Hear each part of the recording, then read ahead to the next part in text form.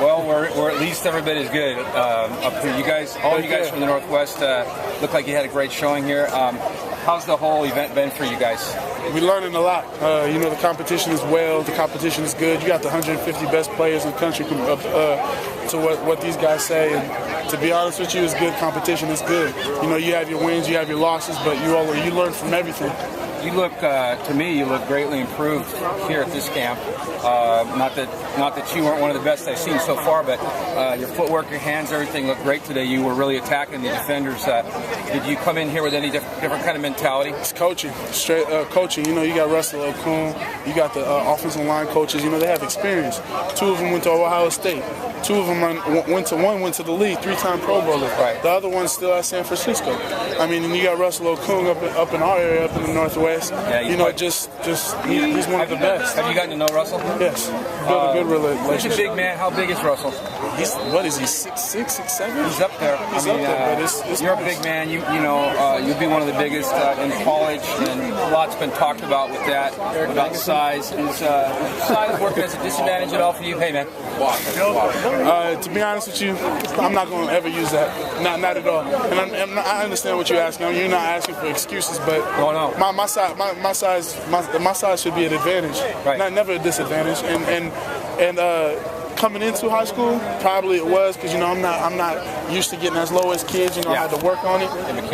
But when you get to this kind of point, you can't use it. If you want to be the best, you can't have no excuses, and I'm not going to use my size as an excuse. So right here at the end of the one-on-ones today, tomorrow's the finals, but right there at the end, there was a couple pretty fired up reps, and you were kind of leading the O-linemen, getting guys fired up.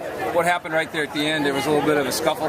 Oh, it's just the O-line, D-line momentarily beef. When we get back in the lounge, we're all cool. So right now it's just momentarily. It's just that little love. Yeah,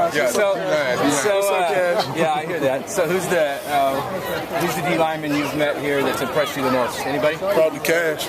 A young man right there. Yeah. He probably wears the most thing. I think he's going to Florida State next year. We'll see each other in the finals tomorrow. Sounds good, Zach. It's going to be fun. It's great seeing all you guys from Portland, Seattle, and all over Oregon and Washington down here at Nike. It's a great event, and boy, to see all these people out here, I'm glad you made it, and look forward to seeing you tomorrow. Yes, sir. Thanks, Zach.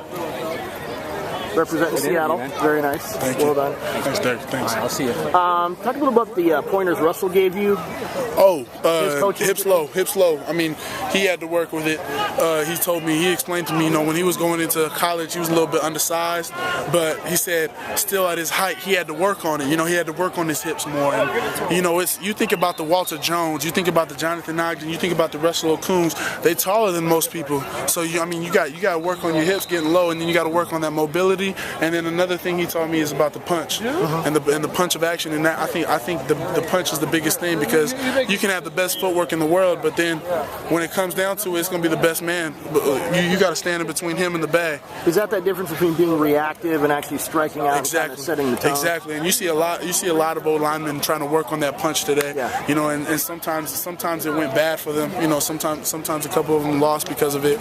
But that's the things you got to work on to be able to advance in this game. Clearly, you got a well-developed kick step and kind of fan out. You talk about the development of that. That's always interesting to me. And that some guys, even at the NFL level, don't really have it. I'm just letting you know that I'm trying to go into this college being a unique. I don't want to. I look up to Mr. Ogden. I look up to Mr. Jones. But I want to be Zach Banner. And if I have to set a new tone on that, like you said, that wall-to-wall kick step, that big long reach, and to cut them off and stay in between them, then I'm going to do that.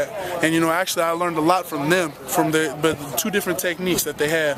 But I've learned a lot, and I kind of want to take 2 and put it together and make myself. Yes, sir. Yeah, exactly. That's